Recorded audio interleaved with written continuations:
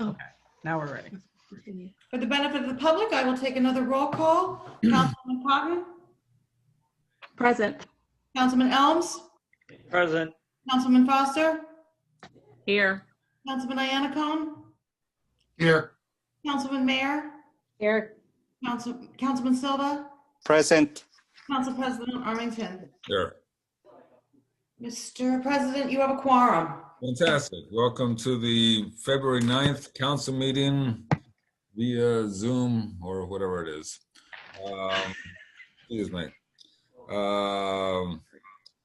We've had our executive session. We will move into a moment of silence. No, wait. Yes.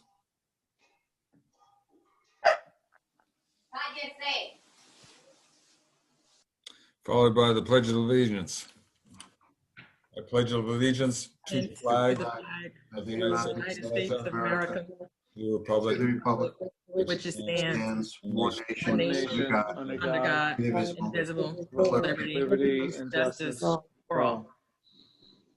Okay, before we get started, please be aware that public comment during the public hearing portion of this meeting will be moderated through the Zoom app. At the appropriate time, members of the public wishing to speak should indicate so by raising his or her hand in the app. You will find the raise your hand icon at the bottom left side of your screen. You may also raise your hand by pressing *9 on your telephone. When it is your turn, the moderator will send a signal through the app and ask that you unmute yourself so that you may be heard. We have one item on the consent agenda. Unless members of council would like to discuss it, I would ask for a motion to approve the consent agenda. I'll make a motion to approve the consent agenda. I'll second. Councilwoman Cotton, Yes. Councilman Elms, Yes. Councilman Foster, Yes. Councilman Iannacone, Yes. Councilwoman Mayer, Yes. Councilman Silva, Yes. Council President Armington. Yes. Motion carries. At this time, I will open the floor for a public hearing on any matter. Again, please raise your hand in the Zoom app to indicate that you would like to speak. If you've joined the meeting via telephone, press *9. Kindly state your name and address and limit your comments to 5 minutes or less. Be advised that any derogatory comments targeting members of council and/or administration may be ruled out of order. There were no comments received via email. Councilman, I have one hand raised by a phone caller with a phone number ending in 342. If you'll please unmute yourself and state your name and address for the record, please.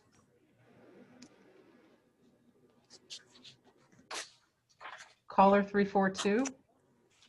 Please unmute yourself via *6. I think that is Billy Burns. He's trying to call in.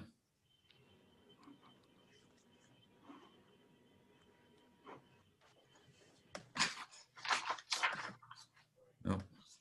Mr. Byrne, or wherever the caller is.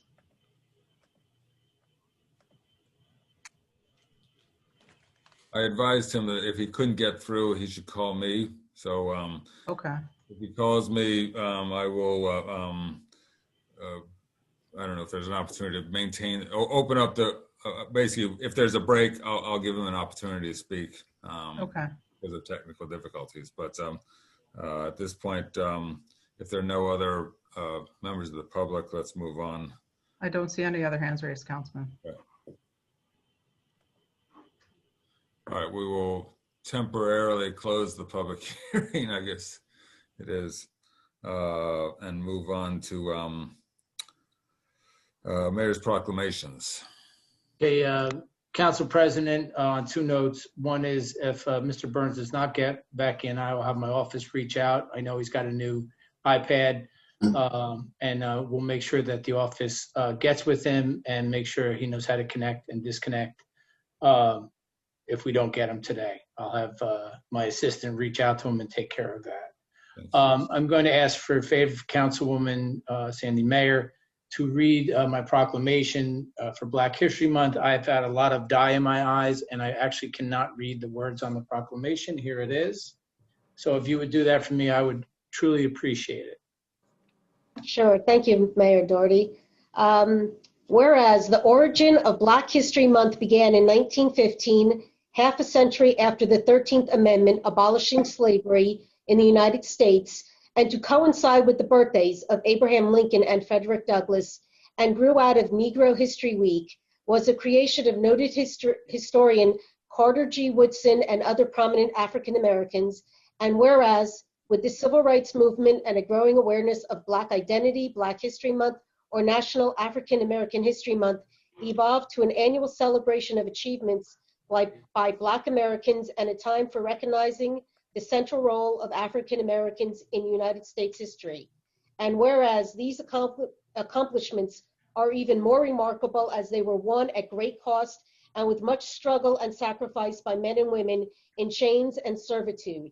And whereas the contribution of African Americans from all walks of life and their endeavors to learn and thrive throughout history and make unforgettable marks in our nation as artists, scientists, educators, business leaders, influential thinkers, members of the faith community, athletes, and political and governmental leaders reflects the greatness of the United States. And whereas remaining hopeful and confident about the path ahead and a time to acknowledge the courageous fight for the rights, liberties, and freedoms for all Americans, the town of Morristown observes and honors Black History Month. Therefore, it is proclaimed that the town of Morristown does hereby adopt this proclamation to honor Black History Month and recognize the tremendous contributions made by African Americans. Woohoo! Thank you, Councilwoman. I appreciate it. I spent a couple hours at the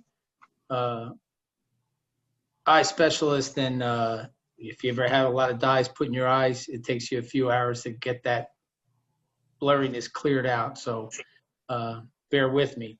Couple of announcements. One is I want to give a shout out and a special thanks to Public Works for their hard work in these storms, especially the 30+ inch we had. I also want to thank the Parking Authority for constantly opening up their garages to our residents to get off the street so that plows can do a better job and get the snow moved. This was a very difficult storm, obviously, with that much snow. I have communicated to the housing director, Keith Kennard, that some of our residents in the Manahan Village did not park their cars in Headquarters Plaza because they weren't noticed. So there's a program now where he gets noticed, he's on our notice list, so everybody gets flyered. They know that they can put their cars away. If it's 1 or 2 inches, they're not going to bother. But when you get storms of 30 inches or plus, it's good to get those cars in the parking garages. And in saying that, I want to also recognize Ken Nielsen, Senior Property Manager with Newmark, and Michael Abdelmasai. If I said his name wrong, I apologize. It'll be the first time I'm announcing him. Senior Director of Operations for LAZ Parking at Headquarters Plaza. They have really been very, very helpful and immediate in their response to our request to use all those spaces at Headquarters Plaza. A special shout out to Mike Fabrizio, Executive Director of the Parking Authority, their board, for opening these garages up to our residents and extending those days, not just 1 or 2, they've extended their days for our residents. And we truly appreciate them and the senior management and director of operations of Headquarters Plaza. They've been very helpful and very accommodating. We also want to talk just briefly about the website, townofmorristown.org.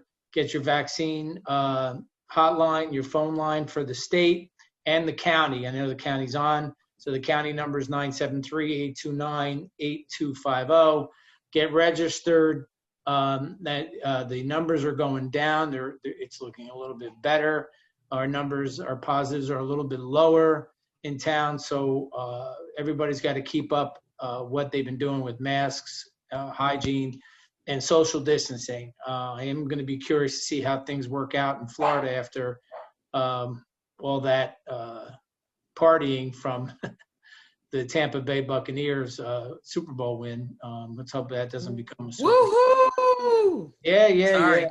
That's okay. I posted Tampa Bay, so you got to give the other guy a little credit, right? 40-something years old and he wins another Super Bowl.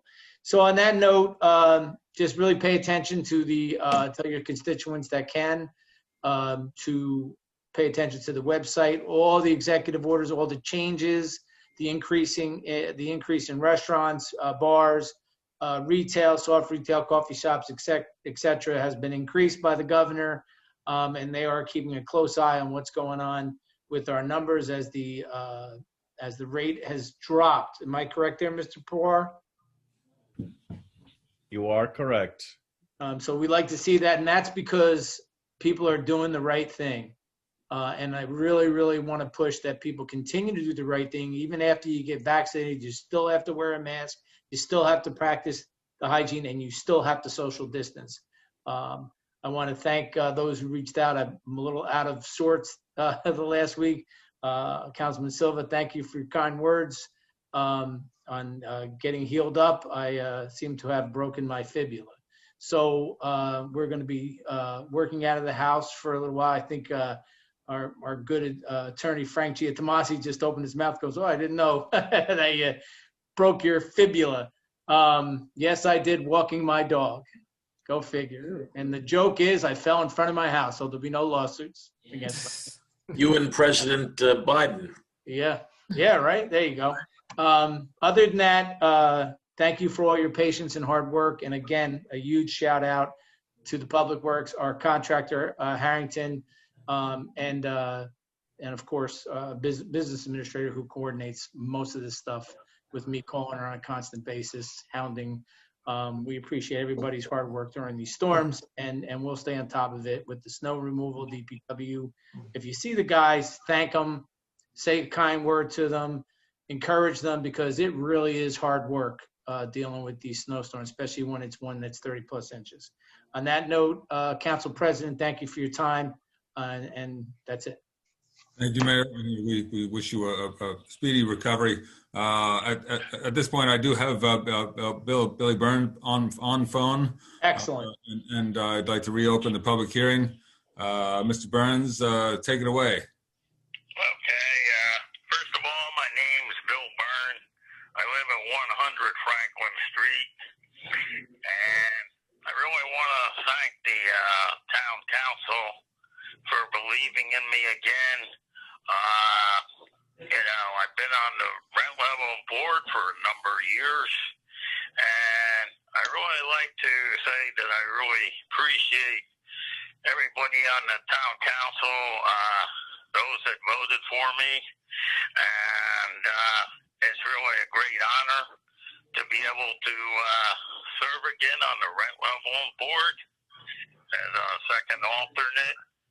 And so I just want to tell you, all the tenants that I represented,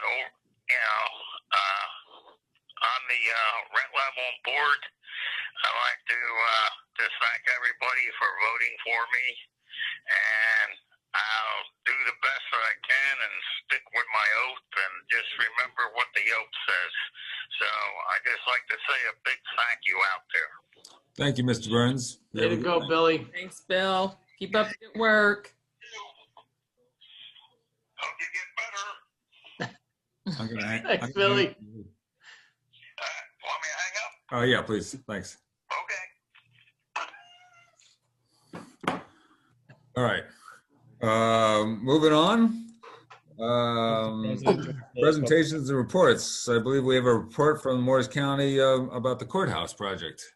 Council President, can you Yes, sir. close public comment? Yes, I'd like to close public comment period. Sorry, thank you.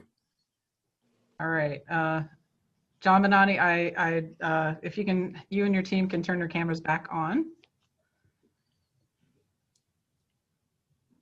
I'm not able to turn it on, Jillian. All right. Tell you what. There we go. And when you see it, you might want me to turn it off. We can all see you, John. Darn. Well, I'd like to thank the mayor and council, and particularly Jillian, for coordinating this opportunity to speak to you.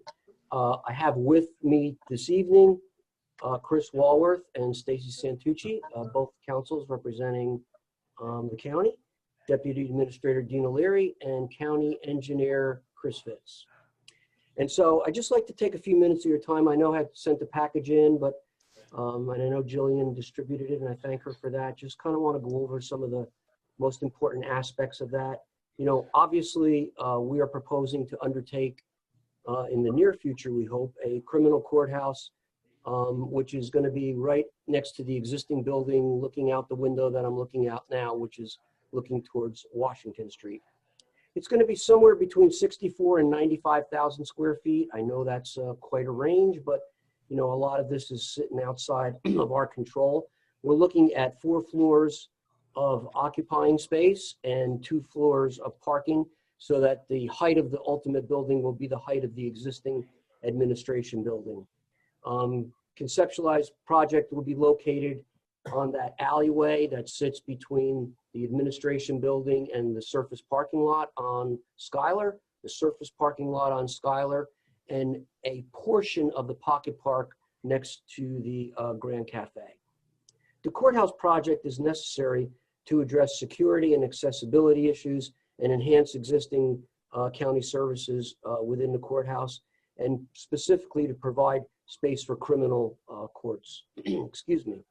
The project will include, among other aspects, secure underground parking for judges and as well as in custody transfer of individuals who are attending court, and 8 new courtrooms that are secure, as well as secure judges' chambers that are collegial in nature, meaning they're all going to share an area of chambers.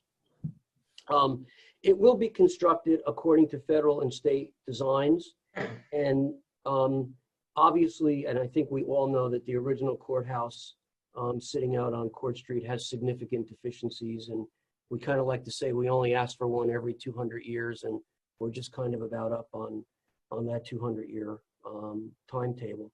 The project, we believe, is necessary to continue Morris County as seeing Morris County as the northern legal capital of northern New Jersey, and I believe that it adds a lot to both the county economically and the town's economy.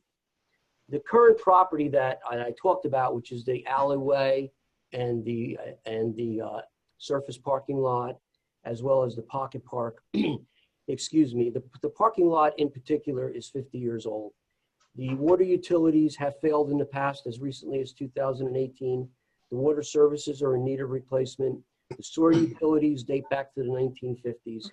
And the replacement of these upgrades of the utilities will be made at the time of reconstruction. The county at this point is respectfully requesting the town fathers to make a determination that this property is an area in need of rehabilitation, and to consider adopting a resolution to such effect, and will assist the town of Morristown with the provision of any information that is ultimately required. Additionally, we would respectfully request the county that after the investigation, that the designation resolution then be submitted to the planning board for its recommendation. The designation resolution should further designate that the improvement authority, the Morris County Improvement Authority, will be noted as the redevelopment entity. Of course, all costs that the town must incur related to this request should be reimbursed by the county to the town.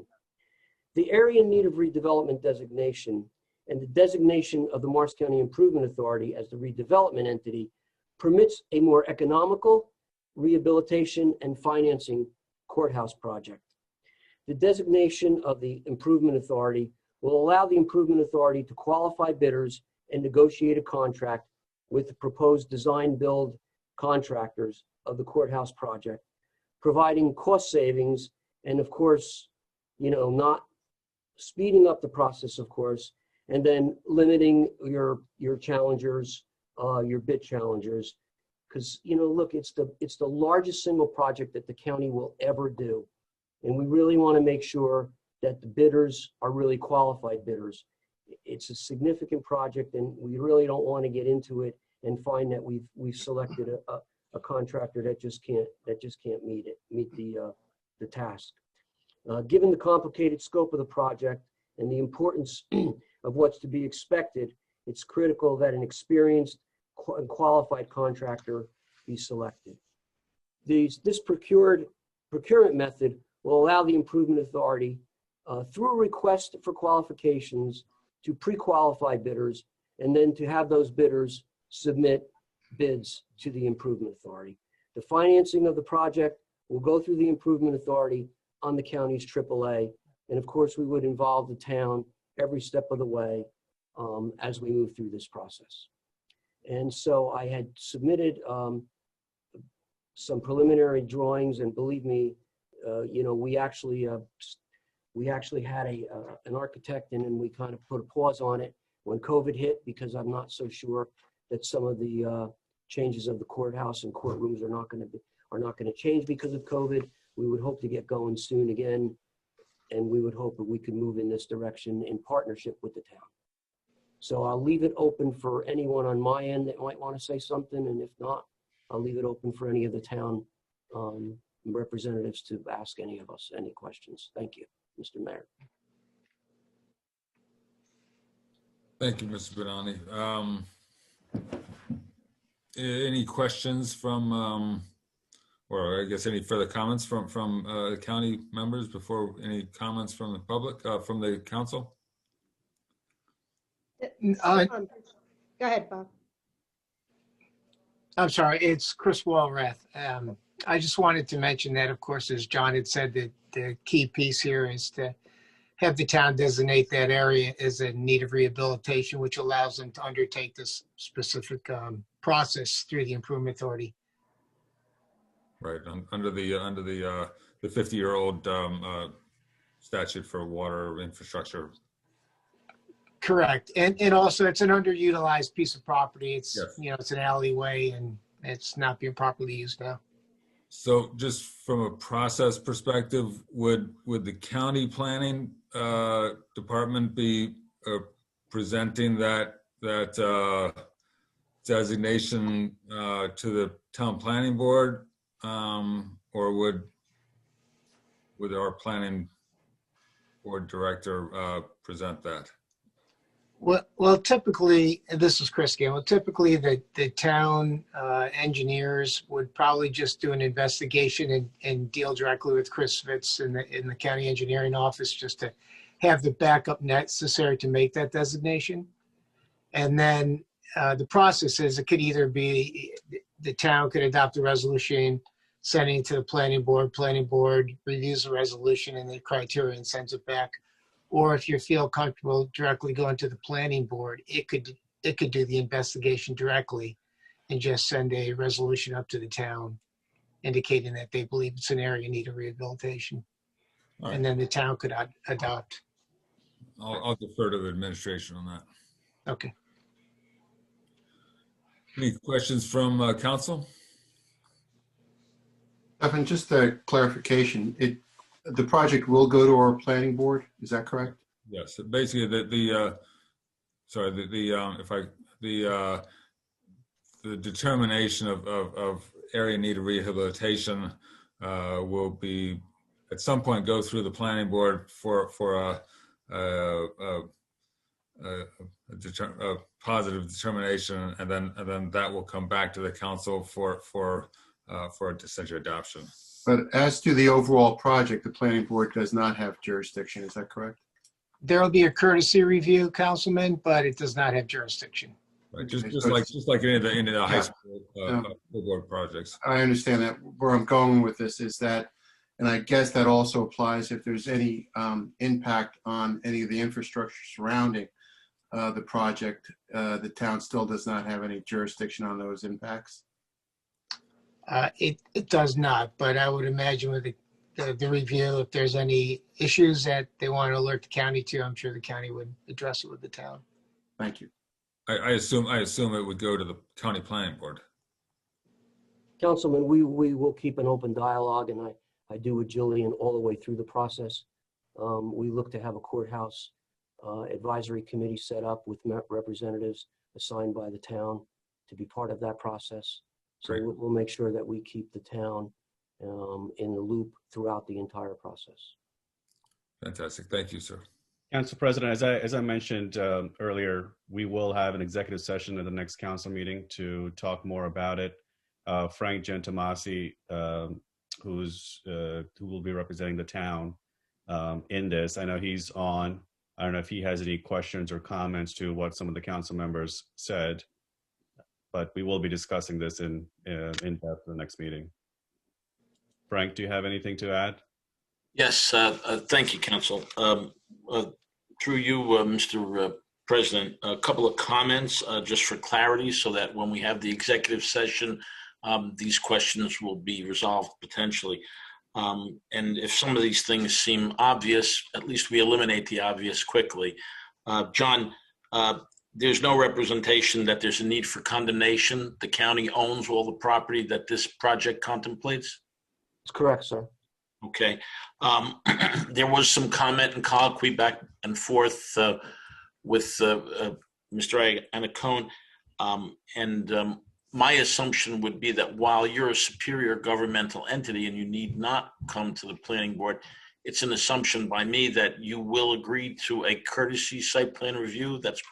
That's a very specific question based on the comments by the president, Mr. Anacone. Absolutely. Okay, great. And are there any taxable contemplations that this project will create? Not to my knowledge. So the land will continue to be owned by the county, and the improvements will also be owned by the county post-construction? That's correct. Okay, so then I can eliminate any concerns or questions if there's going to be any pilot seeking by the county of the municipality or the owner of the improvements. No, it's all on county property. Great. And just so that we're dealing with the appropriate term of art, you're asking for this council to consider a recommendation of an area in need of rehabilitation and not an area in need of redevelopment, correct? That's correct also. Okay, great. I saw in your paperwork that your contemplation was to reimburse the county for any and all costs.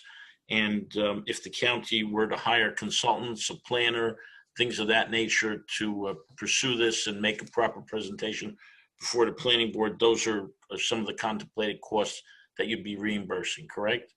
Absolutely. Okay. Last question is about the Morris County Improvement Authority. You're kind of asking for two things tonight. I see you have one resolution. We'll talk about whether or not it's one resolution or two resolutions. I wouldn't want a council to be bound to two actions in one resolution. So probably after consultation with Mr. Powar, the recommendation will be to do two resolutions. But you want to talk just a little bit more about the need for the Morris County Improvement Authority to be designated the redevelopment entity. What that does, in my opinion, and we'll go over this in detail with the council in the executive session, it does also transfer certain powers that are possessed solely by the municipality under our redevelopment laws as the state of New Jersey. It will transfer some powers and authorities to the Morris County Improvement Authority.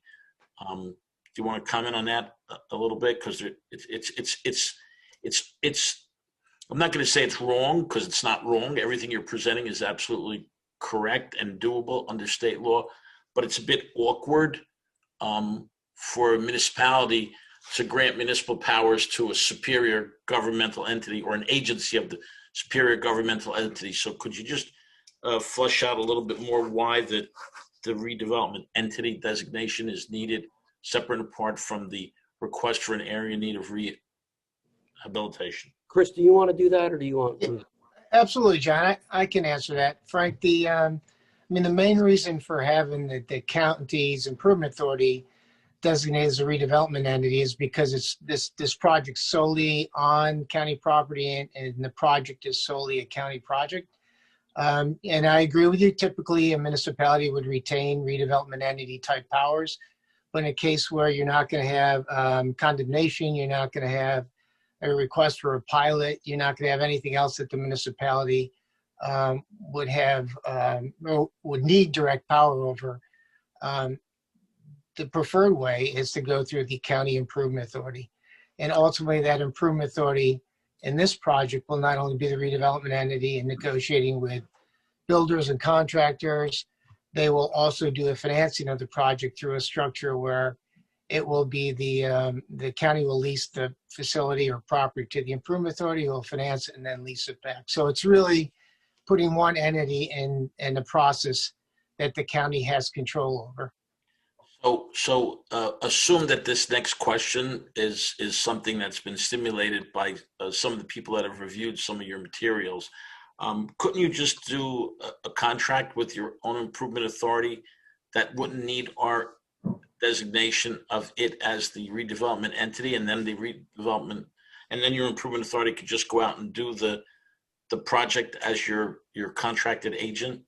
The improvement authority would still be subject to the local public contracts law. Unless it's an area in need of rehabilitation, then there'd have to be a full lowest responsible bidder type public bid. And that's what we're trying to avoid to a certain extent, because the scope and size of this project is such that the county would prefer having the improvement authority with the county negotiate with, we get 3 bids through an RFQ process, negotiate with them, get some give and take, and you can't do that in the typical public bidding format.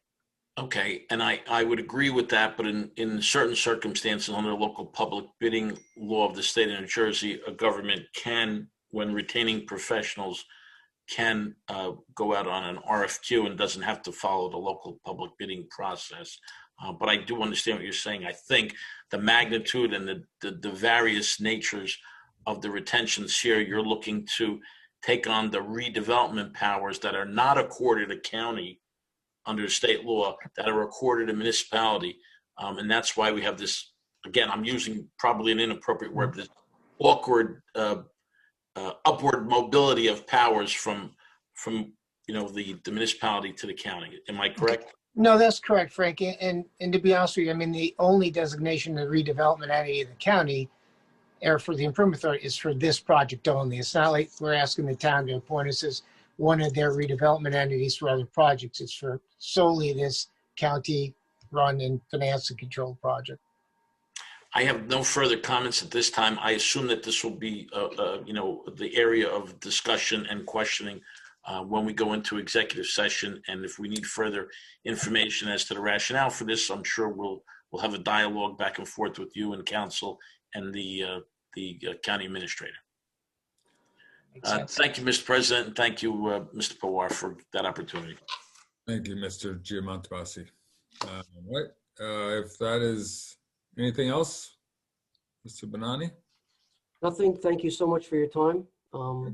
Appreciate it and appreciate continuing the dialogue. Thank you, Jillian, for setting this up. Look forward to working with you. Thank you. Thank you, Mr. Benani, for Thanks, coming. everyone. Have a good evening. Thank you. Moving on, we have a presentation of the Morristown Housing Authority, I believe. Keith, I'm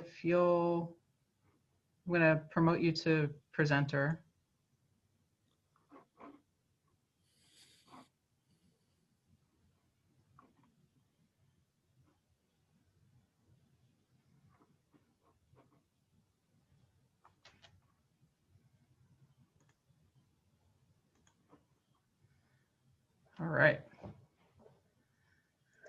All right, you're up.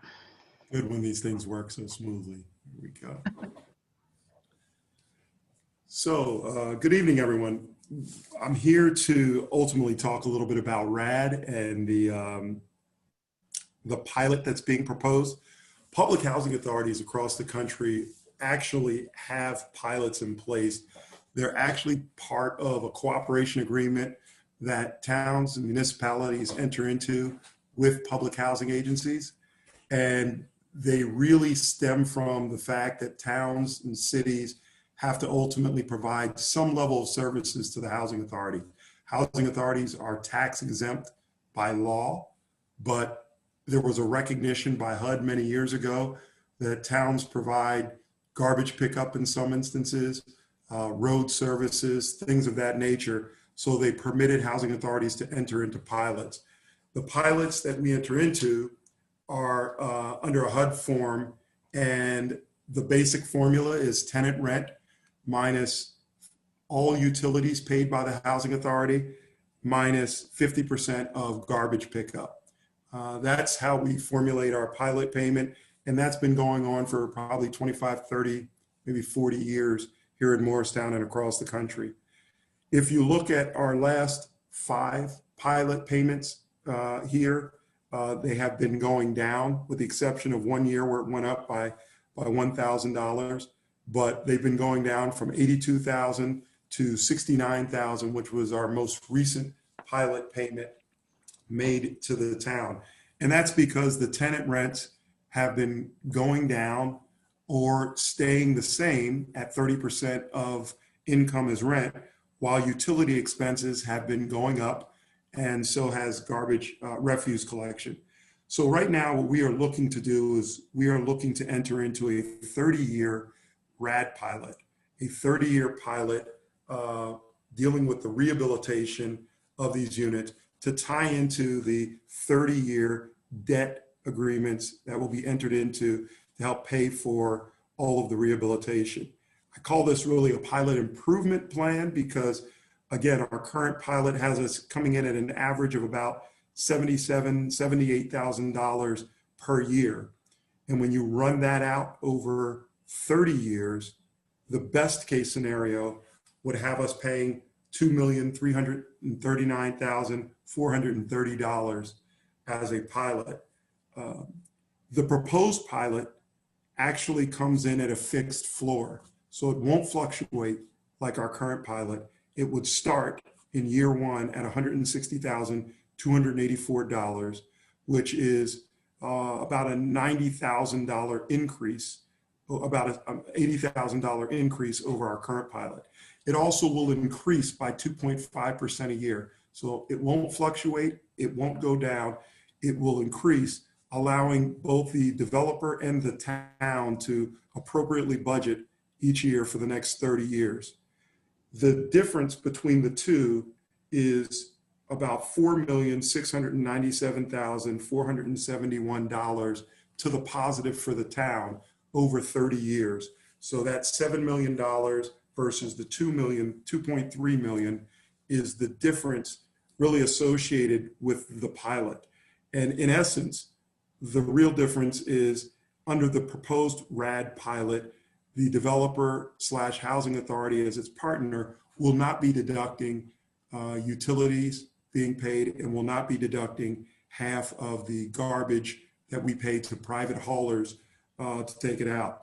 We will be at 7%, which is slightly above the state agency recommendations of 5 and 6.28%.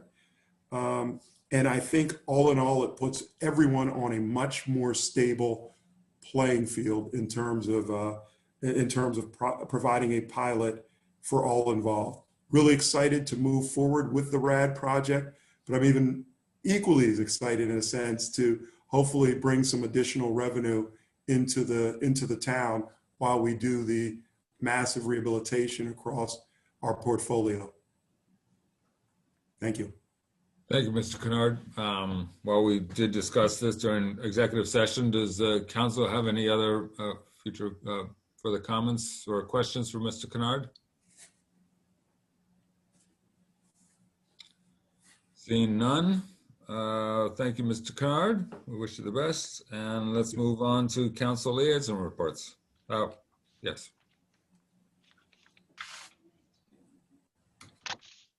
The Morristown Partnership actually meets tomorrow. You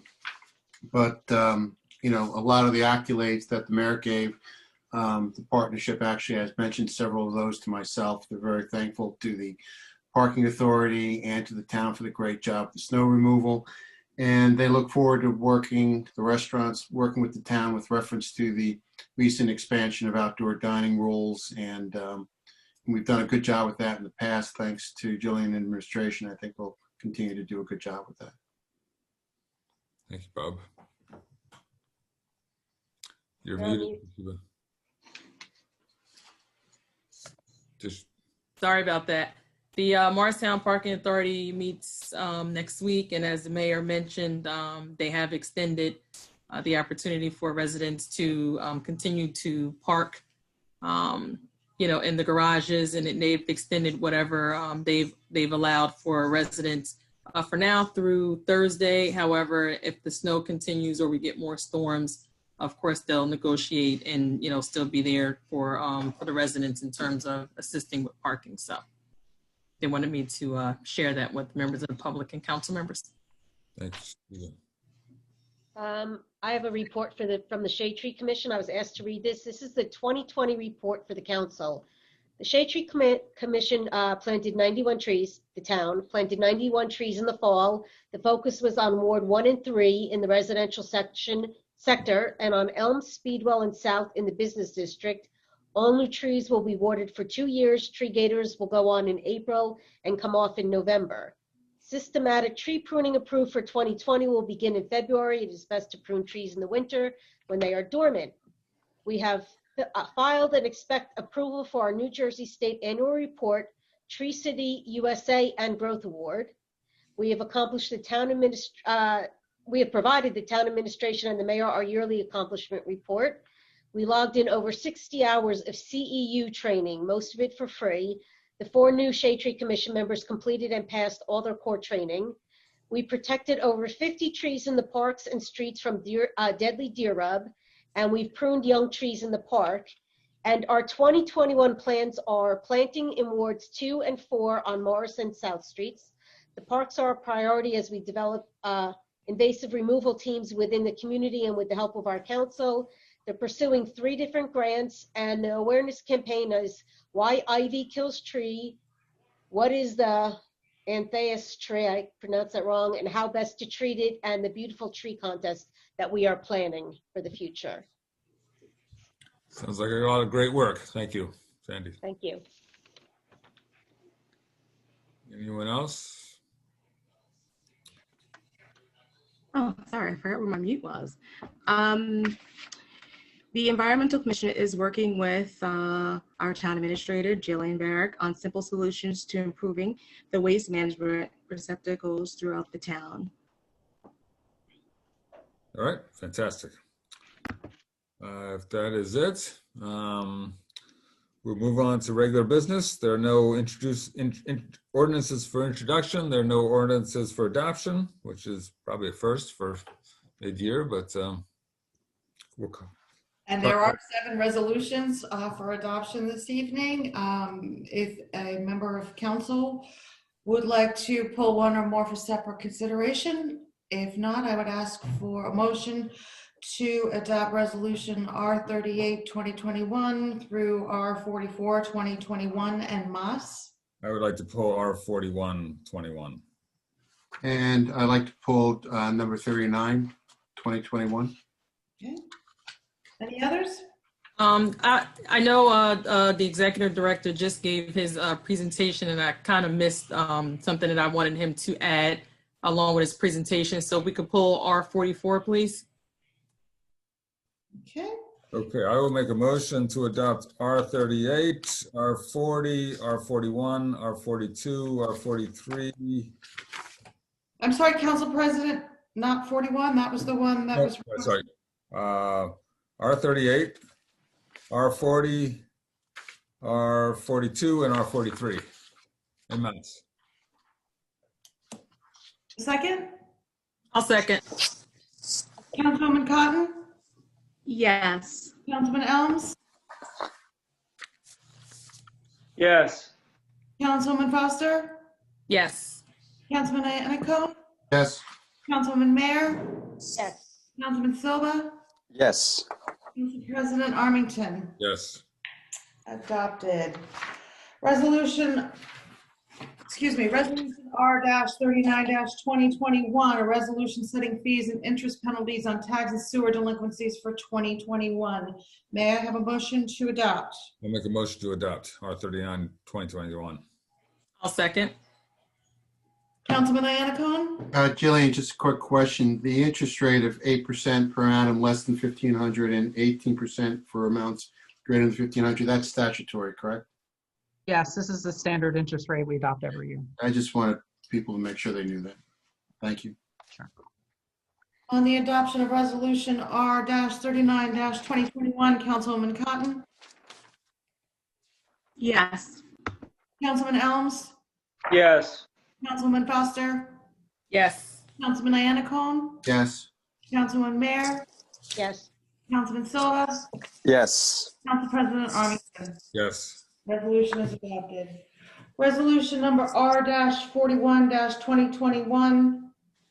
Resolution authorizing contract with approved state contract vendor for purchase of a police vehicle. May I have a motion to adopt? I'll make a motion to adopt R-41-2021. I'll second. Council President? Yes, so in the past, I've expressed concern about, or at least my feeling that the town should take a closer look, or in my opinion, attempt to be more environmentally friendly, towards vehicle fleets, police fleets. This vehicle is a 2021 Jeep Compass Sport, which gets 4x4. It gets 22 miles per gallon. I'm sure it's a fine vehicle. I will be voting against it because I don't believe that we are making any effort whatsoever to try to be environmentally friendly. But that's all I want to say. Councilman, this vehicle was specifically requested by an officer that's detailed to the DEA for a DEA vehicle. It's being purchased with DEA forfeiture funds. And the specs were requested specifically for that purpose. Your comments are taken to heart, and we are committed to reviewing that. And I've said that in prior meetings for future police purchases. This specific vehicle is for a specific purpose. Okay. Jillian, does that mean that the spec of the vehicle is designated by the grant? I don't know that the specific spec of the vehicles is requested or is required. However, this specific vehicle was requested by this officer's detailed for this specific purpose.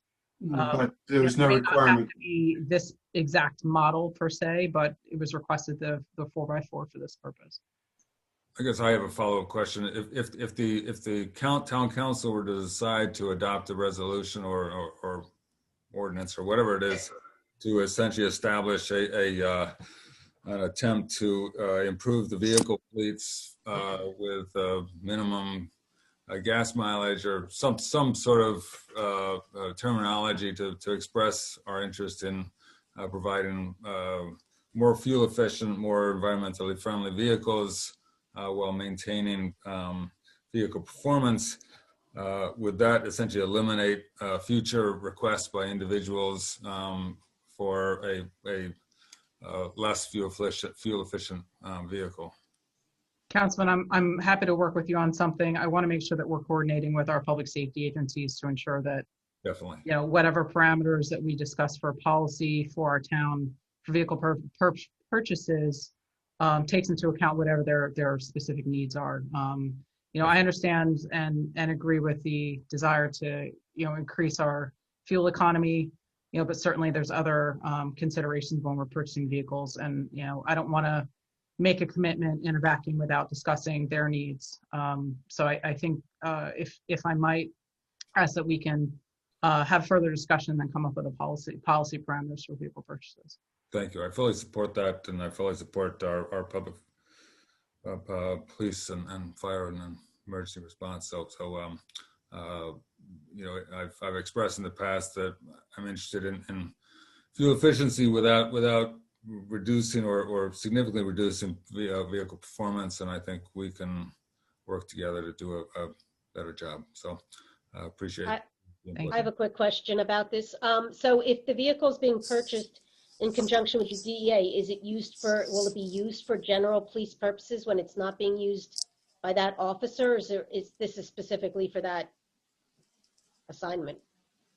This is being purchased specifically for that assignment. It's not necessarily restricted for that use, but it's right now it's an assignment, a detail that we expect it will be dedicated for that use, for that purpose, for the time being. Okay, so it becomes part of the general fleet and used for. Oh yeah, any vehicle we purchase is part of the general fleet. Absolutely. Okay, so are police vehicles purchased? Are they aged out by mileage, years, or just on an individual basis? There's not a set. Yeah, honestly, in a perfect world, we would age our fleet out on a regular basis, but in reality, we keep those things running as long as we can. But we do try to regularly replace them as much as we can. But it's more important with the squad cars that you rotate them because they get so much wear and tear. With the undercover vehicles, we usually get a lot more use out of them. You know, but we do keep them around for a while. If you look at our fleet in the parking lot, you'll see varying vintages, if you will. But we do try to, you know, routinely replace them as we can. And the forfeiture funds is one of the sources that we can do that without using current fund or capital dollars. Thank you. If I may, Council President? Yes, sir. As we have discussed this at the administration level before, we also have discussed it with 2 other towns. One of the problems that we're going to run into, just to give you a heads up as we put this together, is the cost of repairs to a hybrid is a lot more than cost of repairs to your regular car. It's specialty items, it's special mechanic. We have talked through a couple of towns about joint venturing. We did the resolution for DPW equipment, et cetera. This came up. And right now there is no mechanics in the three towns that are expert in hybrids. And the expense of the replacement parts and the not abuse, but the wear and tear on these cop cars, because they are in them and moving and giving and going, and the constant usage of these vehicles, the wear and tear is immense. And when you start getting into repairs of hybrids, you're going to see a very large increase in that budget line. So you've got to we're looking at this stuff, and I just want you to be aware, we are already looking at it. There's a lot of different costs to it. So we know how we feel about environment with my office, but it's going to take a little bit of time to see, are we going to have to hire a special mechanic? Are we going to have to buy more equipment for the DPW, work on the police cars? There's a lot more to it than just buying a hybrid car versus a gasoline car. I appreciate that, and that's why I'd asked the administration back in December to take a look at it and coordinate with all the departments, and I know that I've had some conversations with Jillian about this in the past, so I am not advocating a position for this, but I'm sort of taking a personal stand. So we'll make a lot of information available to you. Thank you, sir. You're welcome, sir. If nothing else, please call the question. On the adoption of Resolution R-41-2021, Councilwoman Cotton? Yes. Councilman Elms? Yes. Councilwoman Foster? Yes. Councilman Iannacone? Yes. Councilwoman Mayer? Yes. Councilman Silva? Yes. Council President Armington? No. Resolution is adopted.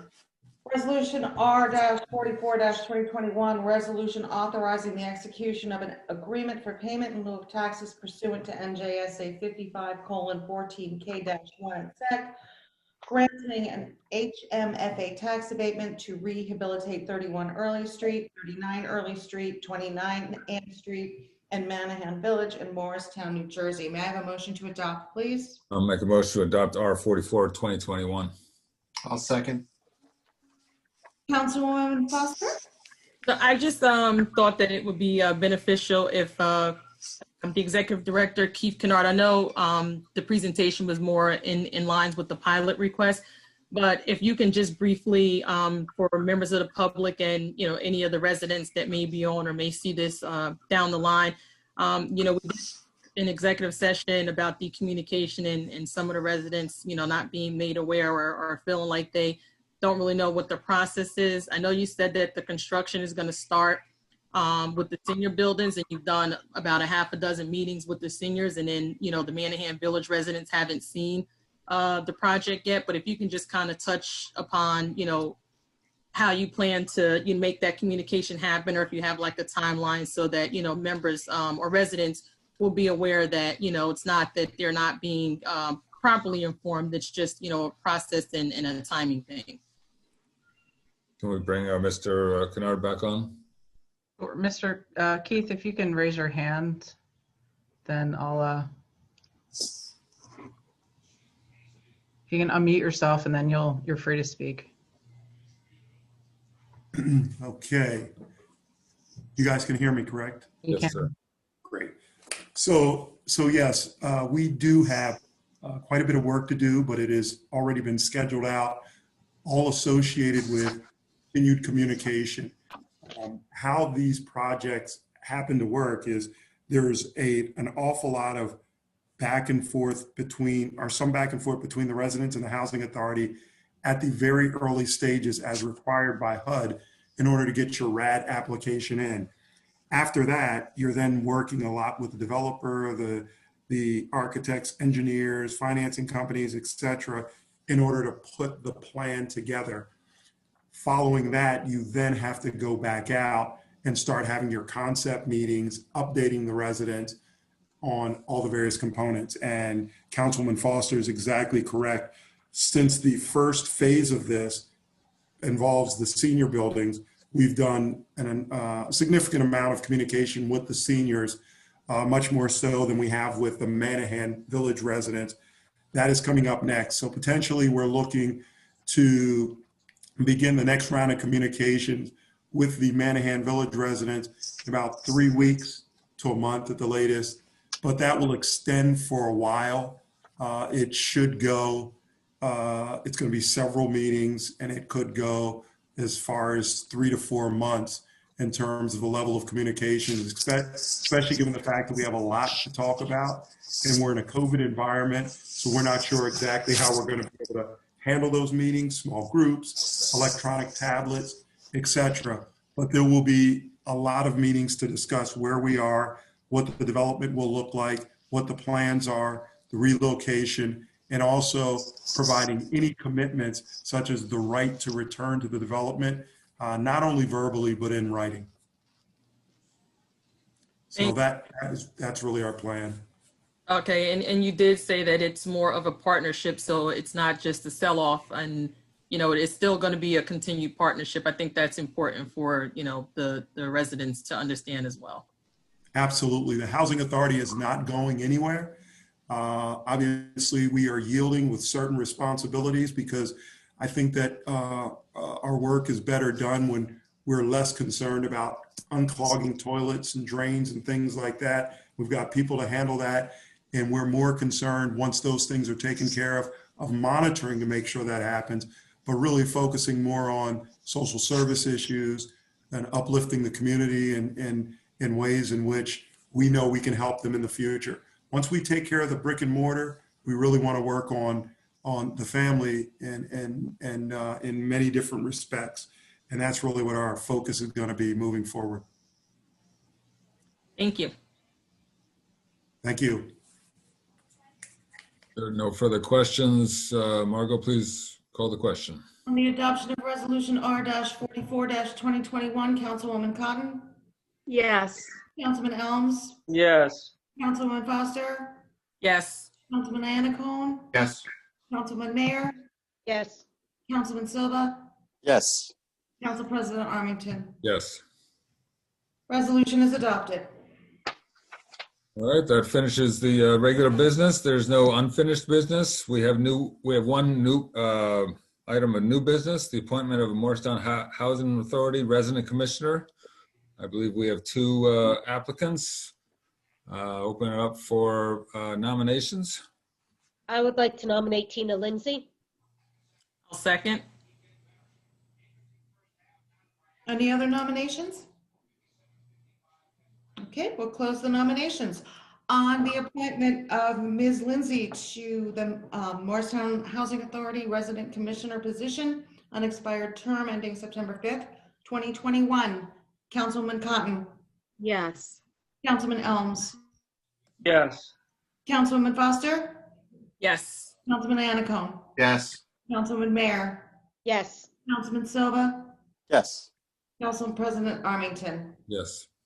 Ms. Lindsay is hereby appointed as the resident commissioner to the Morristown Housing Authority to an unexpired term ending September 5th, 2021. All right, that concludes the regular business and the new business and the unfinished business. Is there anything else? Nope. Okay, well, I wish you all a Motion to adjourn, sir? motion to adjourn. Second? Second. All in favor? Aye. Aye. Opposed? Sorry, Council President, I cut you off again, didn't I? quite all right. I appreciate the intro. All right, we're out. All right. Good night, Good night, everyone. everybody. Good night. Night. All right.